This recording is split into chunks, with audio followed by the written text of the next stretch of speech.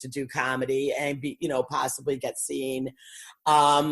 Chicago also has like Second City. So there's like a lot of like big improv places where a lot of comics started. I believe Melissa McCarthy was improv, and Fortune Feimster started as improv. Oh, she's wonderful. Her special was something else. Yeah, so me and you did talk about, we talked about her special. I'm a huge fan of hers, and I was very, very grateful that I got to see her twice last year working on this hour. And once you're doing comedy yourself and seeing the process, that people go through just to get a solid hour for a Netflix or HBO or anything. Yeah. It's crazy. And the first time I saw her, she did 45 minutes. Oh, wow. And it was New Year's Eve, and she only had 45 minutes at that point, and just kind of was like shooting the shit on stage, waiting for midnight to come. She's like, well, that's it. I ran out of material, like, because I'm working on it. Yeah. And then my second time seeing her was at the Helium in Buffalo, and that's when she had her solid hour. Oh, wow, nice.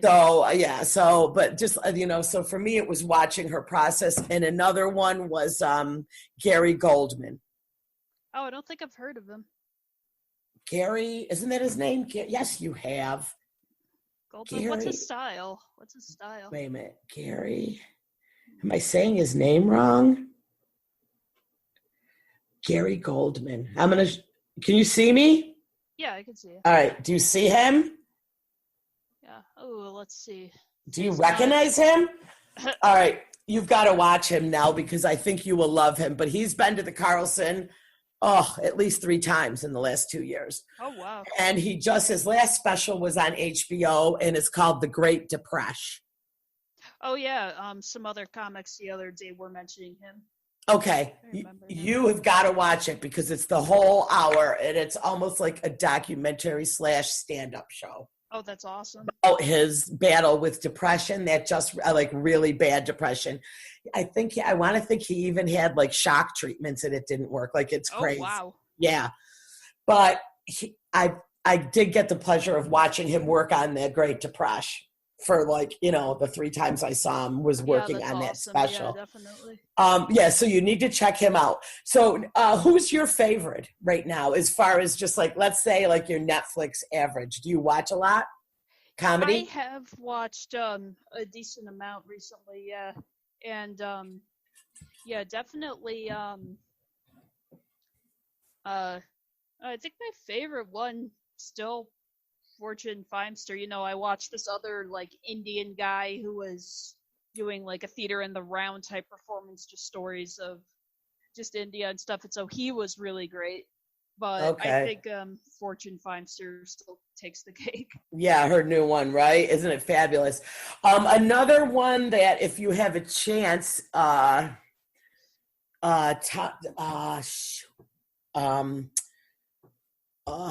Leslie Jones from SNL. She put one out, and it's a younger girl. I can't think of her name right now, so it's a little bit crazy. But she's a younger girl, and Thompson. She's doing that quarantine couple the whole time. Her and Sam Morrill are dating. She's probably like 28. And I mean, she killed it. I was watching it with a friend of mine who doesn't like comedy. And she was with me in Florida, and I put it on, and she was literally laughing out loud. Oh, wow.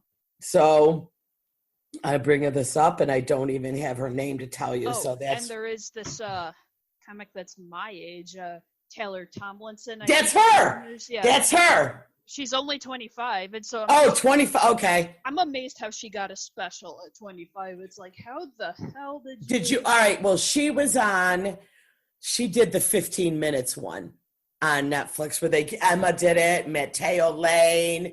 There was a whole bunch, and they all each got 15 minutes. And I can't think of the name. Well, was her first, and now she just got her own special. Taylor Thompson, did you say, or what is it? Tomlinson, I think. Okay. Did you Yeah, watch it? She was wonderful. It's I like, mean, for her age, and you know what it was for me is that her material, me being, 57, I was laughing at her material, like a whole hour that got me, that got your age group, that, you know what I mean? yeah, the universal ones are pretty Absolutely. And I was so impressed with her. So anyway, you need to follow her Instagram because she's doing this whole thing called A New Couple Gets Quarantined Together. And they're doing like little video, like funny videos. And she's dating Sam Morrill, who's another stand-up. So anyway, what did you, all right, so growing up, so you have Asperger's, or yeah, that it's okay. I know that the lights bother you on stage, don't they? yeah, they do a little bit, but Mm-hmm. yeah, I'm just trying to learn like how to fight them off and such. And so yeah, it was especially bad at the this year's model school, the art show. I had my eyes closed in a lot of the photos, and I'm like, oh man, that sucks. Yeah.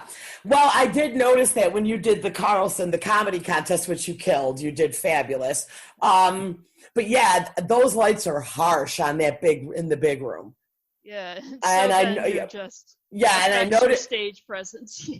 right. So that's when you were like, any tips? And I was like, because you close your eyes, because I know the lights Yeah. drive me crazy.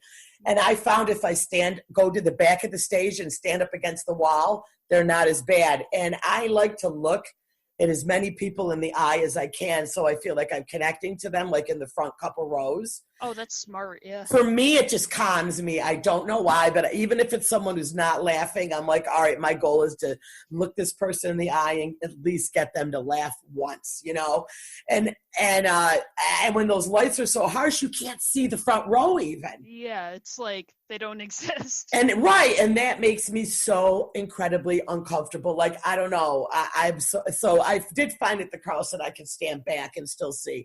But that was my one tip to you, was make sure you time your stuff out that, or have your timing down so you don't miss the light. Yeah, you know what I mean? Smart, Because you're closing your eyes a lot because that light. So I know you were going to try these glasses. What happened with that? basically, it's just kind of a little thing because I don't know if they look like stupid or anything. Whatever. Who cares? You know what? It probably makes for a good, make a little bit about them too. Yeah, at Joelle's show early in March. Yeah, on the first show I did it. But then I realized that they weren't quite as bad as the soda lights, so on the subsequent shows I didn't. Okay. So they were glasses that were supposed to block a lot of the light? Yeah. Yeah, one specifically for that, yeah. Yeah. So that's it. And also, is there any other things that like completely distract you? No, not really. I mean, theoretically a heckler would, but that's for every comedian. Every comedian, right. And yeah. They're not too common, fortunately, yet, so. No. Yeah, and that's one thing with me as far as doing crowd work is I really don't, because I feel like if there's a drunk, obnoxious guy or female, whoever out there, and if I'm doing crowd work, yeah, I feel very much like I'm not able to control it if it goes out of control yet. Yeah, yeah. You know what I mean? So like Madeline Smith, who's a local comic who's moved to New York, queen of crowd work, just amazing. Like she can do a whole 45 minutes just crowd work. Yeah, so can Justin Brown. It's like they're incredible to watch. Yeah, but for me, Madeline is strong. Like if somebody's saying something, she will like roast him and shut him up. Yeah, so she's kind of like Andrew Schultz. He's like a king roaster, the comedian. Yeah, but you know what I mean? Like, I don't know. Oh, she's just confident. I don't know. I'm just always like, I'm afraid it's going to get out of control. But I really do. Like, I'm trying to, and some of my jokes, I'll incorporate the crowd in with them. Yeah. But, man, to just get up there and and just do like crowd work. I don't know. Yeah. I was told you might be good though because you got your improv to help you, your improv experience, Yeah. which Maybe, makes you yeah. quicker, but it should make you quicker. Yeah, it could, but then again, unpredictable people, like you just never know. You just never know, and so that makes it a little bit of a daunting thought. But yeah, no, I know what you're saying. Yeah. Yeah, Yeah. and I just feel like sometimes I'm not, I don't know, quick enough. You know what? So your jokes you can get pretty dark, Yeah. and hey, and I'm all Yeah. for that, Yeah. but what makes you like to walk that politically correct line? Well, I mean, you know what I mean? Like, I don't know. I'm so Rochester can be so politically correct now. it's I mean, annoying. Yeah. I mean, I go to Buffalo and the shit here that I will get groans like I annihilate. Yeah, Buffalo. Like you can't say retarded in Rochester, and it's like, come on, get Right. over yourself. Yeah. But right. But when you walk that politically correct line like I do, Yeah. I mean, where but man, do you ever like write and say I can't say that? um, every once in a while, maybe, or like not in certain situations. Like yeah, I have a few jokes that Buffalo would probably take, but Rochester would abhor. Yeah, it really would. Yeah. I it's really so anyway, when I was down in South Florida. Oh my Oh, how God. are they? Oh, they are for it. Like Florida, I mean, I wasn't down like towards Miami where the more hipstery politically correct are, but like the majority, yeah, I mean, they're Trump supporters, so anything goes. Yeah, that is one good thing about them. Yeah, That's what they have going for them. They're the best crowds. they're the best You can crowds. say anything to them. It's You perfect. can, and they will love it. So, yeah, that's one thing I definitely, learned. And Buffalo, Yeah. Buffalo was, I mean, they like it raunchy. Yeah, they do. And yeah, it definitely is a lot more fun. But it's kind of interesting because like politically correct, like I don't even really pay attention to it, and it's like when people say that my anti-vax jokes I'm like, wait, are they? Are they politically incorrect? It's like it doesn't even cross my mind sometimes. Yeah, and I mean,